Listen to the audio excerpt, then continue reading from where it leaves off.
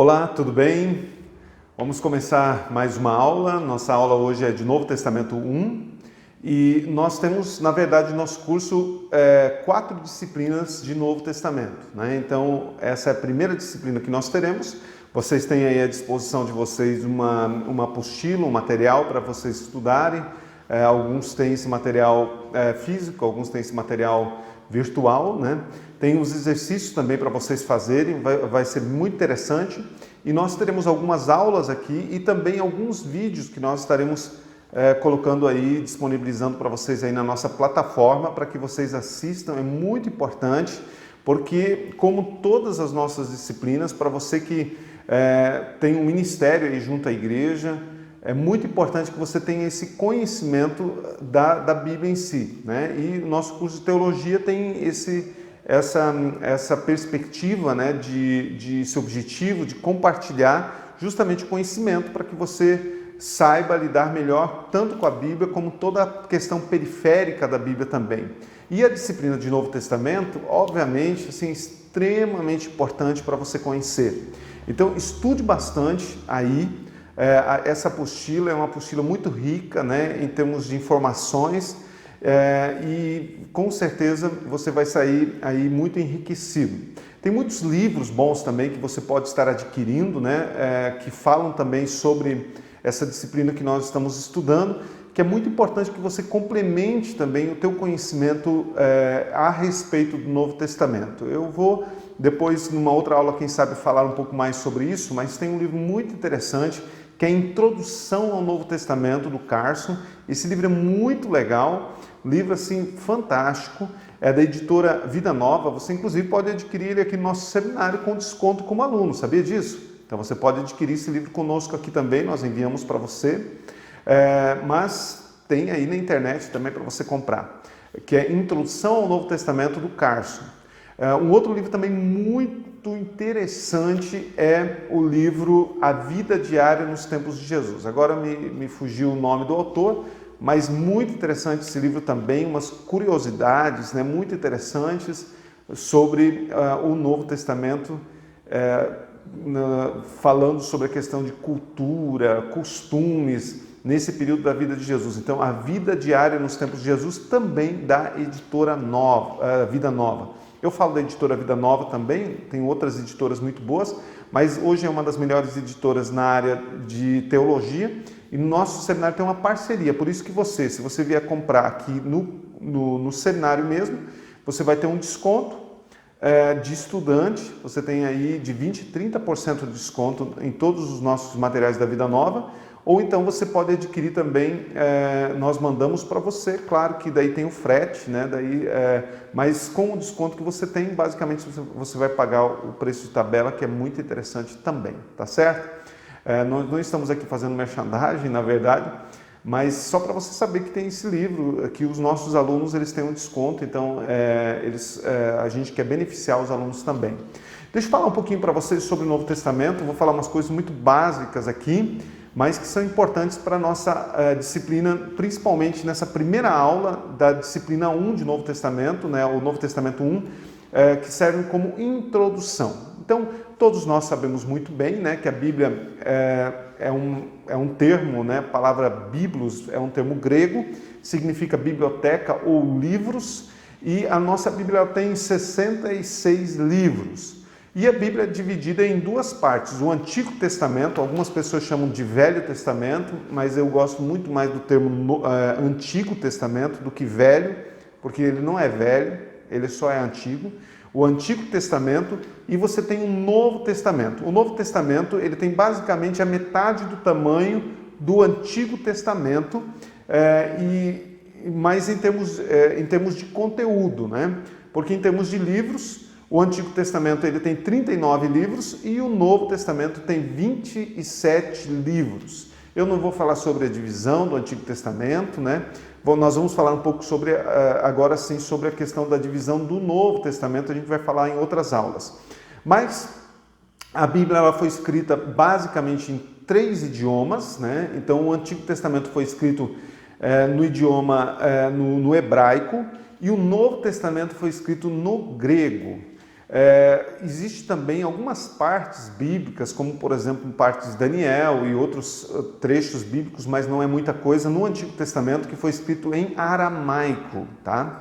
Então, Antigo Testamento hebraico, Novo Testamento grego e algumas partes, principalmente no Antigo Testamento aramaico, e algumas palavras apenas no Novo Testamento também tem ali em aramaico, mas o Novo Testamento, ele é escrito em grego, tá? A gente vai falar sobre isso um pouco mais. O grego que nós conhecemos, que foi escrito no Novo Testamento, é o grego koiné, tá? Que era o grego popular da época. É muito importante que nós compreendamos que o Novo Testamento ele foi escrito durante um período do Império Romano, né? Então, o Império Romano foi um império que dominou as nações, principalmente no Ocidente, por vários séculos. E nesse período onde foi escrito o Novo Testamento, o Império Romano é quem domina o mundo, né? Inclusive, ele domina sobre a nação de Israel. Os romanos, eles falavam latim, essa era a língua nata dos romanos, mas eles utilizavam o grego para as suas comunicações, principalmente por causa da facilidade da questão do uso do grego na questão do comércio na época. Por quê? Porque antes do Império Romano, quem dominava o mundo era o Império Grego. E o Império Grego, mesmo depois dele ter caído e o Império Romano ter assumido, né, a hegemonia mundial, deixou como herança para os próximos séculos, mesmo o Império tendo acabado, né, ele deixa para os próximos séculos a sua herança grega, a cultura grega, muitos costumes gregos, eles continuam mesmo muito fortes, né, mesmo durante o Império Romano, e a língua grega havia se espalhado por todo o Império Grego, que agora é Império Romano. Então, a língua que era falada entre as diversas culturas diferentes era o grego. Só para nós ilustrarmos, isso é como nós que falamos o português, vamos para um país da Europa que fala o alemão, fala suíço, fala o francês, mas a comunicação que se usa muitas vezes dentro do comércio, lá no aeroporto, em muitos lugares, é o quê? É o inglês, né? Então, o inglês é a língua de comunicação. Se você vai fazer um comércio, por exemplo, com a China, você não precisa aprender o chinês, né, ou o mandarim, mas você aprende o inglês. Então, o inglês hoje é a língua referência mundial. Nesse período do Novo Testamento, a língua, principalmente na parte oriental do Império Romano, que era utilizado para o comércio dos próprios romanos, era o grego. Então, essa é a língua que se comunicava, que as pessoas se comunicavam, e embora que em Israel se falava o hebraico e o aramaico, principalmente o aramaico, a língua que é escrito o Novo Testamento, para que os cristãos do mundo inteiro tivessem acesso à palavra de Deus, ou seja, as cartas que foram escritas, né, porque cada uma delas na época, o Novo Testamento ele não foi escrito e apresentado para nós como nós o conhecemos hoje, mas eles foram escritos em porções, né? Então, quando se escrevia com uma certa finalidade aquela porção, pode ser o Evangelho, pode ser uma carta, ela era escrita em grego para que as pessoas de outros lugares compreendessem. Só para a gente ilustrar aqui, então, Paulo escreve para a igreja que está em Roma. Então, ele escreve em que língua? Em grego. Para a igreja que está em Tessalônica, para a igreja que está na cidade de Éfeso, para a igreja que está na cidade de Corinto, né? Então, ele escreve essas cartas em grego. Você tem os próprios evangelistas, né, que escrevem para o povo hebreu, para o povo, para os judeus, para o povo hebreu, para os gregos, para os romanos. E eles escrevem, então, tanto Mateus, Marcos, Lucas e João, eles escrevem, então, em grego, né? Então, por isso que o Novo Testamento é escrito em grego. Até hoje, nós temos os manuscritos, que é o grego koiné, que não é mais o mesmo grego que se fala ali na Grécia, né? Que é algo muito interessante, porque é uma língua que nós chamamos também de língua morta, né? Porque ela não sofre a dinâmica que as línguas de hoje sofrem, então os significados eles não mudam. Nós temos o grego koiné, que tem esse significado. Naquela época, quando a gente faz a tradução, o significado basicamente é o mesmo hoje, que é muito legal essa parte também. Nós não vamos falar muito mais sobre isso por enquanto, né? Então, só recapitulando aqui, então nós temos a Bíblia, que ela é dividida em Antigo Testamento e Novo Testamento. O Novo Testamento é escrito em grego, tem 27 livros. Dentro desses livros você tem os 4 evangelhos. Veja, a ordem dos livros do Novo Testamento é uma ordem lógica, né? Então ela não é uma ordem cronológica, é uma ordem lógica. Então primeiro você tem os evangelhos.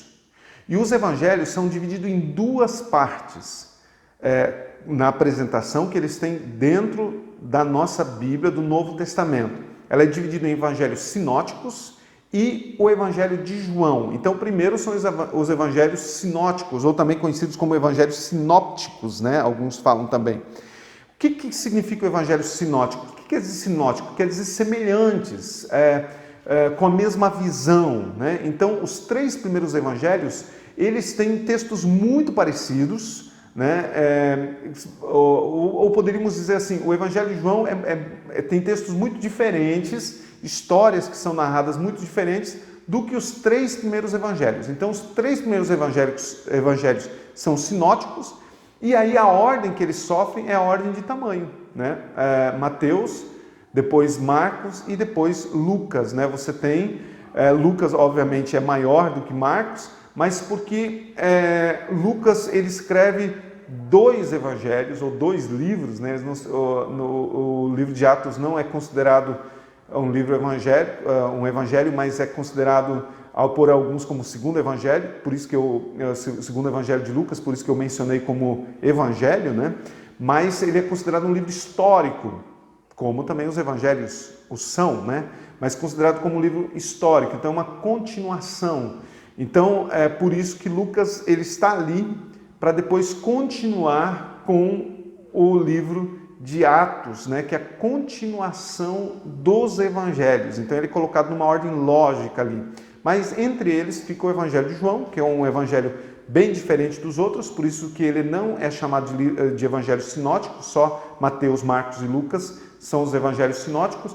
Evangelho de João, depois você tem o livro de Atos, que conta a história da continuação da igreja, né, a partir do evangelho de Jesus Cristo.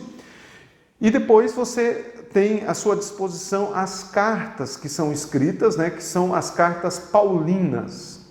Então você tem ali 13 cartas escritas pelo apóstolo Paulo, elas também estão colocadas em ordem de tamanho, né? Mas é claro, por exemplo, você tem 1 Coríntios e aí 2 Coríntios não é colocada ali por ordem de tamanho, ela é colocada por ordem de sequência, porque tem 1 Coríntios e tem 2 Coríntios, né?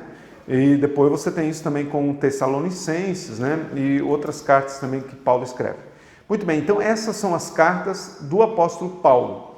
Tem as epístolas que ele escreve para igrejas, né, em termos gerais, e depois ele também tem as que são chamadas de cartas pastorais, né? Você tem ali você tem Tito, você tem a carta a Timóteo também, então são chamadas as cartas pastorais. E depois você tem a carta, ou alguns chamam de livro, né, de Hebreus, e depois você tem as cartas gerais, que são escritas pelos demais autores, né?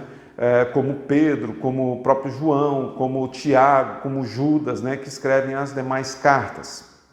E para finalizar, então, você tem à disposição o último livro da Bíblia, que é um livro de revelação, que é um livro profético, um livro escatológico, que é o livro de Apocalipse, né? Então, é o último livro que nós temos aí no Novo Testamento, que foi escrito pelo evangelista João, o mesmo que escreveu o Evangelho de João, a primeira, a segunda e a terceira carta de João, e ele escreve também, então, o livro de Apocalipse, ok? Um pequeno panorama, só para a gente introduzir aqui, né? E depois vamos continuar um pouco mais, mas é muito importante que você aí leia e estude a apostila. Muito importante que você também veja ali no começo da apostila, logo após a introdução, você tem um glossário, que é muito importante você estudar.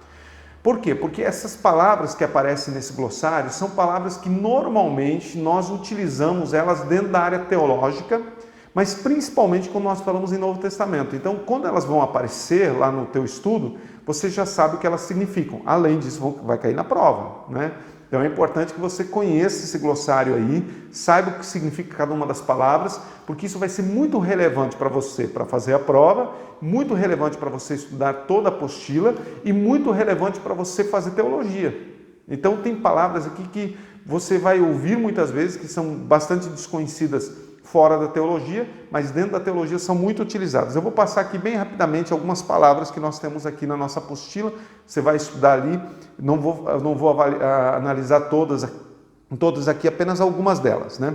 Algumas palavras que aparecem aqui são alegoria, né, que é uma figura de linguagem, você vai ver ali também analogia, né, que é uma semelhança de relacionamentos, argumentos mediante casos paralelos, comparação, né, ou seja, você está fazendo uma analogia, uma comparação.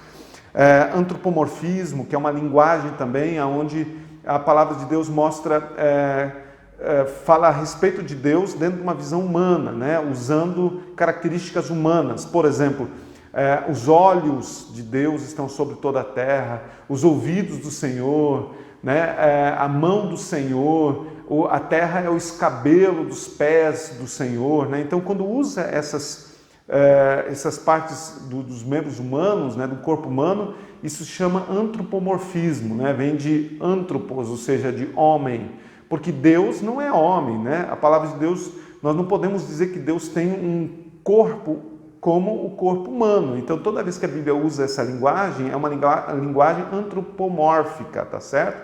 Isso é antropomorfismo. Quando aparece, você sabe o que significa isso, né?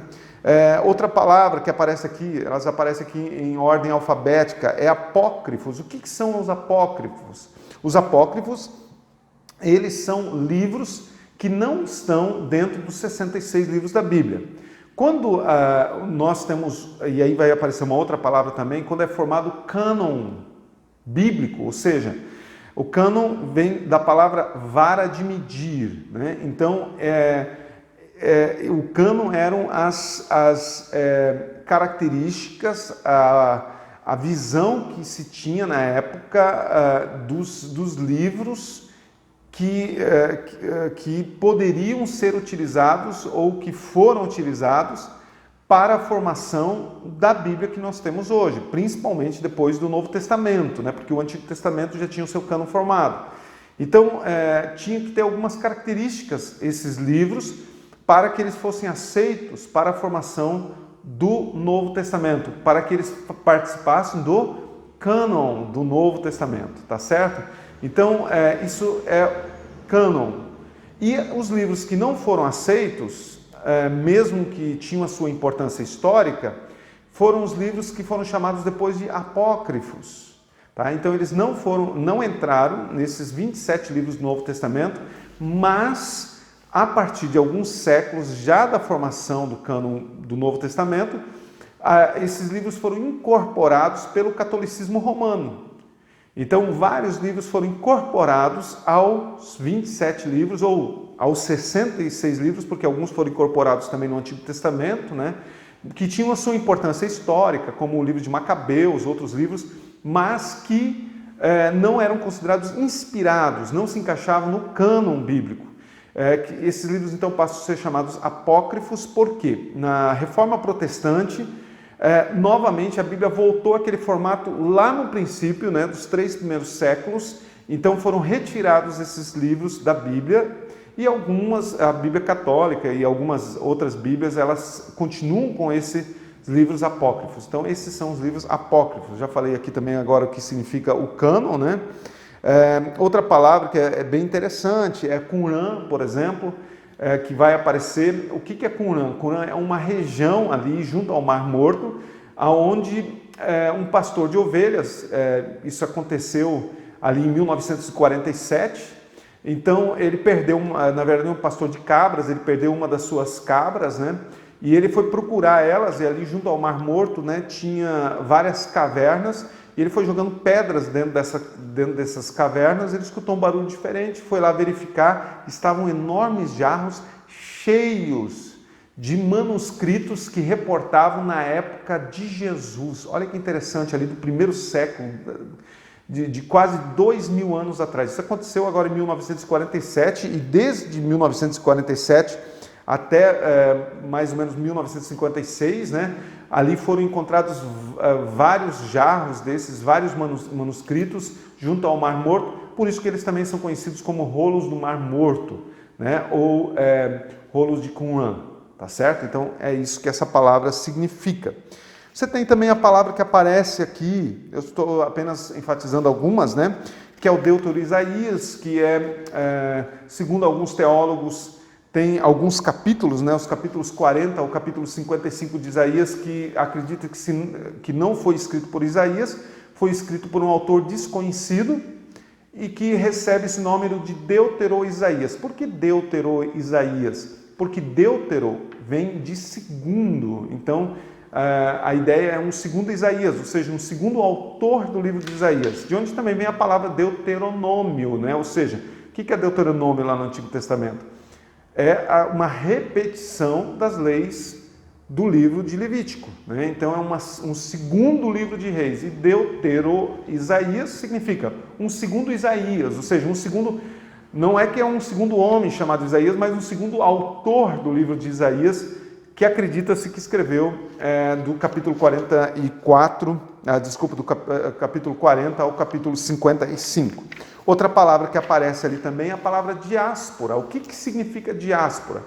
Diáspora tem a ver com o espalhar do povo judeu. Então, o povo judeu ele viveu várias diásporas.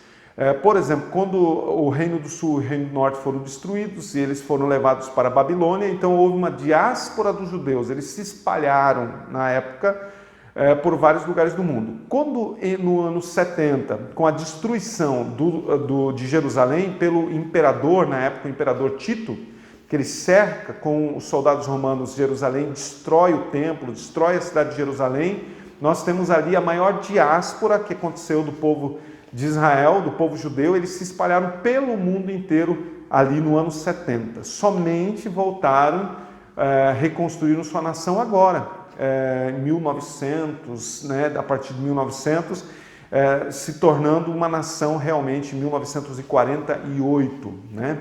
Então, todo esse período, o povo judeu estava espalhado pelo mundo todo, e esse espalhar-se, o que aconteceu naquele momento se chama de diáspora, né? Outra palavra que aparece é a palavra parousia. Parousia tem a ver com segunda vinda de Jesus. Então, quando a gente fala em parousia, a gente está falando da vinda final de Jesus, né? O retorno de Jesus para buscar a sua igreja. Aparece a palavra Septuaginta também. O que significa a palavra Septuaginta? Vem de 70, ou seja, nós temos 70 eruditos que traduzem o Antigo Testamento, que estava escrito em hebraico. Então, estava escrito em hebraico, e esses 70 eruditos, eles traduzem o Antigo Testamento para o grego. Para quê? Para que os cristãos, como nós falamos, espalhados pelo mundo, tivessem também à disposição deles, que já não conheciam mais o hebraico, né, tivesse à disposição deles o Antigo Testamento também em grego, porque o Novo Testamento ele é escrito no original em grego, né? Já desde o início. Mas o Antigo Testamento ele era escrito, como nós falamos antes, em hebraico, e então ele tem a sua tradução feita por 70 homens, de onde vem a palavra Septuaginta, né? Em grego. Nós temos a Vulgata também, que é uma tradução agora para o latim. Por quê? Porque o latim ele era uma língua depois que se tornou a língua da religião da época, então se traduziu para a língua do povo, né? Dos religiosos da época, de onde vem a palavra vulgar. Hoje nós usamos a palavra vulgar para uma coisa pejorativa, mas quer dizer uma coisa simples, à disposição de todos, né? Então vem a palavra vulgata, né? Então é a tradução da versão latina. Isso aconteceu em 382 depois de Cristo. Foi preparada essa tradução, né, por esses 70 eruditos por Jerônimo a pedido do Papa Damaso. Deixa eu ver mais uma palavra aqui. judaizantes, né? Quem são os judaizantes? Eram cristãos que queriam trazer regras, leis, questões do judaísmo para dentro do cristianismo. Esses cristãos são refutados principalmente pelo apóstolo Paulo, né? Gálatas, a carta de Paulo a Gálatas fala sobre isso. Então, esses são os judaizantes, né? Que existem até hoje, né? Tentando trazer casamento judeu, tentando trazer cerimônias judaicas, shofar, e aí um monte de coisa, né, do judaísmo para dentro da igreja. São os crentes judaizantes que foram muito repelidos no Novo Testamento, principalmente pelo apóstolo Paulo. Isso aí, gente. Deus abençoe vocês. Na próxima aula eu quero falar um pouco com vocês, eu quero trazer para vocês um vídeo. Vamos fazer o seguinte, já a partir desse vídeo que vocês estão assistindo aqui, eu quero trazer para vocês um pequeno vídeo da Sociedade Bíblica do Brasil, que eles fazem sobre a Bíblia. Só que eu vou fazer um pequeno corte ali, vou tirar algumas coisas fora para ficar bem resumido. O vídeo não é grande, não é comprido, mas eu vou cortar algumas coisas ali para vocês assistirem a partir de agora também, né? Que falam um pouco também sobre a Bíblia aí, para uma pequena recapitulação e talvez alguma coisa que eu deixei de falar aqui. Estude a apostila, assista os nossos vídeos. Deus abençoe você de uma maneira muito especial. Um bom vídeo para vocês aí na continuação também.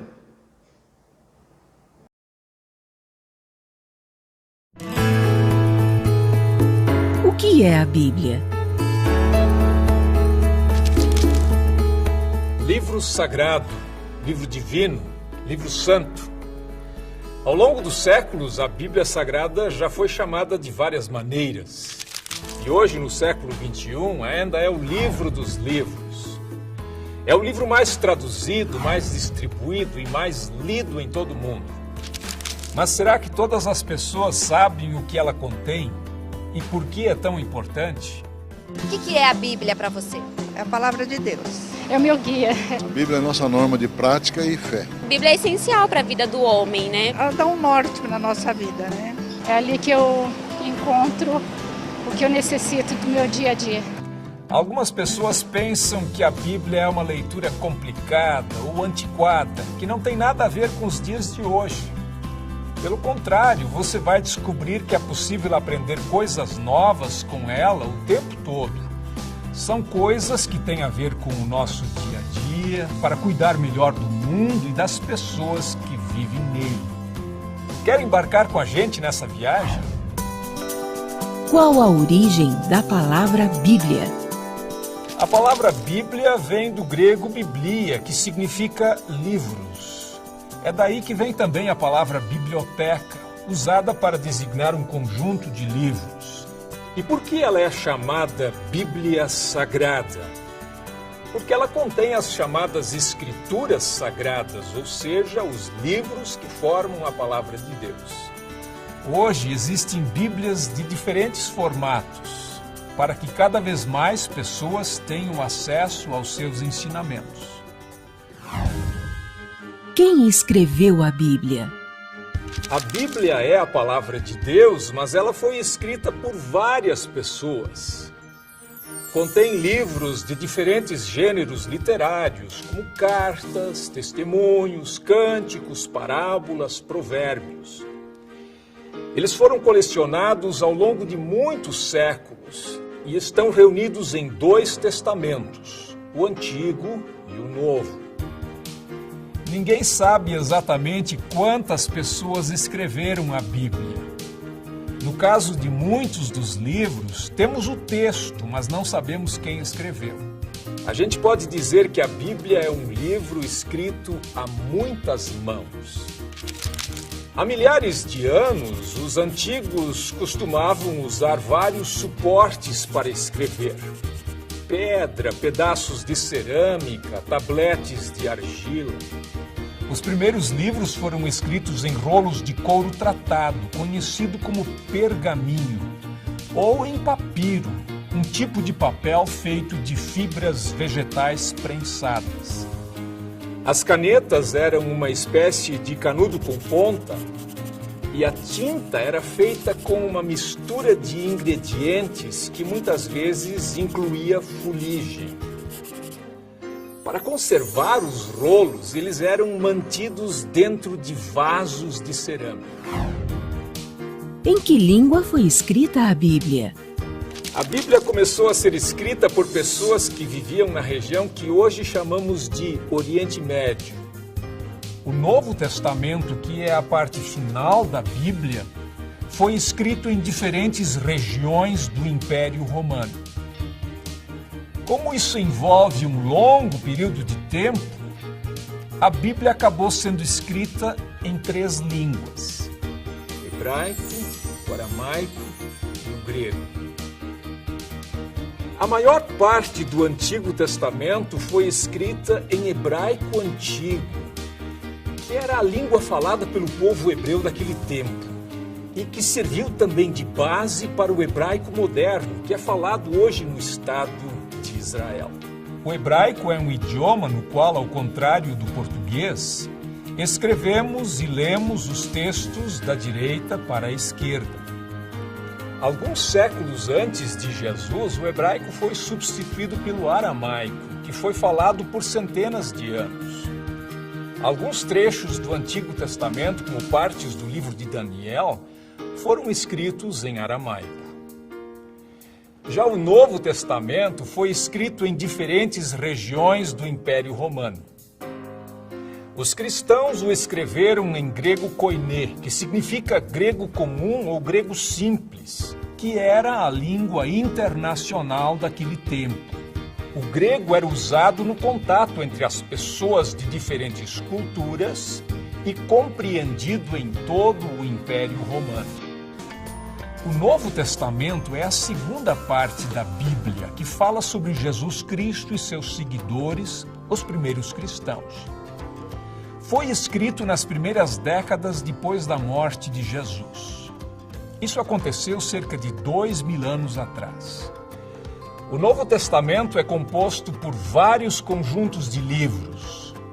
Os 4 evangelhos, que contam a história da vida, morte e ressurreição de Jesus. Atos dos Apóstolos, que conta a história do início da igreja cristã, com destaque para a atividade dos apóstolos Pedro e Paulo. As cartas ou epístolas escritas por Paulo e outros apóstolos, nas quais aparecem ensinamentos e palavras de encorajamento aos novos cristãos. E o livro do Apocalipse, que narra as visões de um homem chamado João sobre um novo céu e uma nova terra. O Novo Testamento fala da nova aliança feita por Deus com os homens por meio de Jesus. Ao instituir a Santa Ceia, Jesus abençoou o cálice e disse: "Este cálice é a nova aliança feita por Deus com o seu povo, aliança que é garantida pelo meu sangue derramado em favor de vocês."